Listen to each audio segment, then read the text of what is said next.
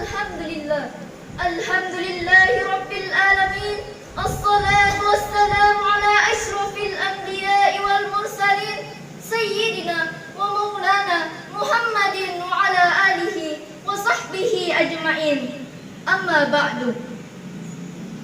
Puji syukur, marilah kita panjatkan kehadirat Allah Subhanahu wa ta'ala, yang dimana dengan limpahan taufik serta hidayahnya lah, sehingga pada saat ini dapat kita rasakan nikmatnya iman, Islam dan ihsan. Salawat serta salam senantiasa tercurahkan kepada junjungan kita Nabiullah Muhammad sallallahu alaihi wasallam. Hadirin kaum muslimin dan muslimat rahimakumullah, perkenankanlah saya menyampaikan sebuah ceramah yang berjudul Keutamaan Bulan Suci Ramadan. Jika diibaratkan tamu, maka bulan Ramadan adalah tamu yang paling agung dan yang paling mulia, yang akan menjunjung umat Islam di setiap tahunnya. Seperti apa yang kita hadapi pada tahun ini. Ramadan adalah yang selalu dinantikan kehadirannya dan disesalkan kepergiannya. Namun tak dapat kita pungkiri bahwasanya setiap tamu tentunya pasti berlalu. Oleh karena itu, marilah kita memanfaatkan bulan Ramadan sekarang ini dengan sebaik-baiknya.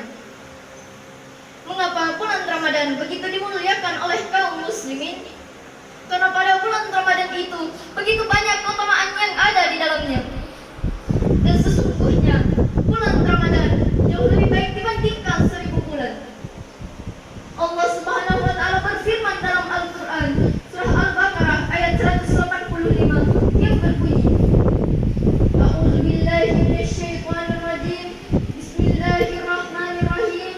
Syahrul Ramadan alladzi unzila fihil Qur'an hudan lin-nasi wa bayyinatin minal huda wal furqan. Artinya, beberapa hari ditentukan itu ialah bulan Ramadan, bulan yang di dalamnya diturunkan permulaan Al-Quran sebagai petunjuk bagi umat Islam dan penjelasan-penjelasan mengenai petunjuk itu, dan sebagai pembela pula antara yang hak dan yang batil.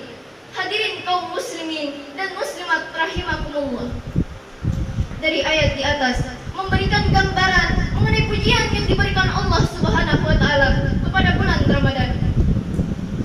Bulan tersebut dijadikan sebagai waktu di mana turunnya wahyu pertama pada tanggal 17 Ramadan.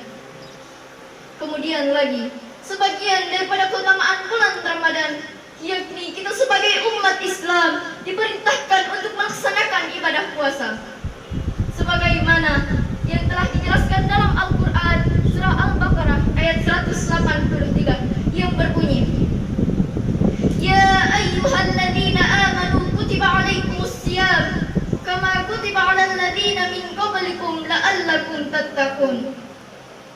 Artinya, hai orang-orang yang beriman, diwajibkan atas kamu berpuasa sebagaimana diwajibkan atas orang-orang sebelum kamu agar kamu bertakwa.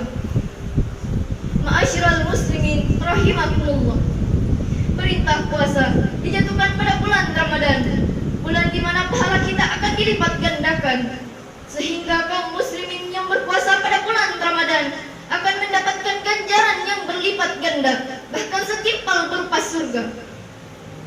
Adapun keutamaan daripada bulan Ramadan berikutnya adalah waktu di mana pintu surga dibuka selebar-lebarnya dan pintu neraka ditutup serapat-rapatnya.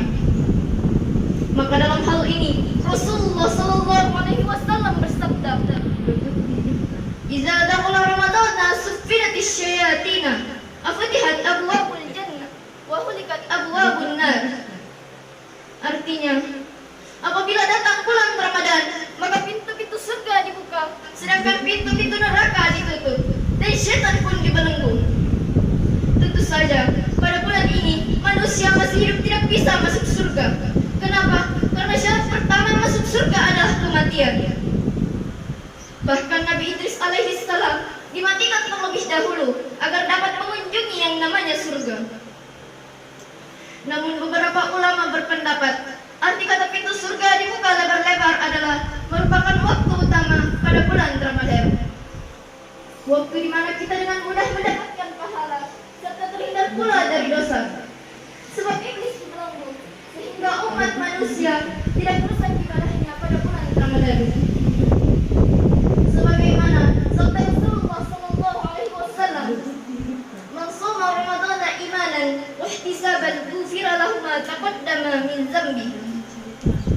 Artinya, barang siapa yang berpuasa pada bulan Ramadan dengan penuh iman dan mengharap pahala, niscaya Allah Subhanahu wa taala akan mengampuni segala dosa-dosanya yang telah lalu. Hadirin kaum muslimin dan muslimat rahimakumullah. Dalam menjalani kehidupan sehari-hari, tentu saja manusia tidak dapat luput dari yang namanya dosa dan kesalahan. Maka dalam hal ini Allah Subhanahu wa taala telah menyiapkan bulan Ramadan sebagai waktu yang paling tepat untuk bertobat.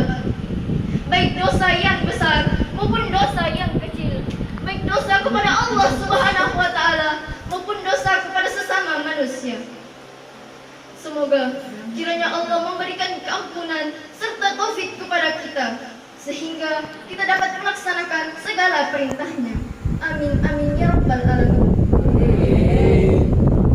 Dalam bulan Ramadan terdapat satu bulan yang begitu mulia, bahkan ibaratkan jauh lebih mulia dibandingkan 1000 bulan. Sebagaimana Allah Subhanahu wa taala berfirman dalam Al-Qur'an surah Al-Qadar ayat 1 sampai 5 yang berbunyi, A'udzu billahi minasyaitonir rajim. Bismillahirrahmanirrahim. Inna anzalnahu fi lailatul qadar. Wa ma adraka ma lailatul qadar. Lailatul qadri khairum min alfi syahr. Tanazzalul malaikatu war-ruhu fiha bi'izni rabbihim min kulli amr. Salamun hiya hatta matla'il fajar. Artinya, sesungguhnya kami telah menurunkan Al-Quran pada malam kemuliaan itu. Dan tahukah kamu apakah malam kemuliaan itu? Malam kemuliaan jauh lebih baik dibandingkan 1000 bulan. Pada malam itu turun para malaikat dan roh Jibril dengan izin Tuhannya mengatur segala urusan. Maka sejahteralah malam itu sampai terbit fajar. Dalam surah Al-Qadar ini menjelaskan tentang diturunkannya Al-Quran pada malam Lailatul Qadar. Malam ini dikenal dengan istilah malam kemuliaan, di mana seseorang bisa menemui malam tersebut, niscaya Allah Subhanahu wa taala akan mengampuni segala dosa-dosanya serta segala permintaannya akan Allah kabulkan.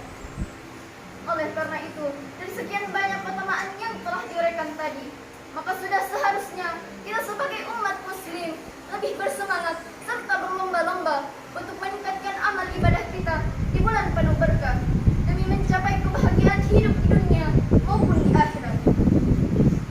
Demikian ceramah yang sempat saya sampaikan pada pagi hari ini.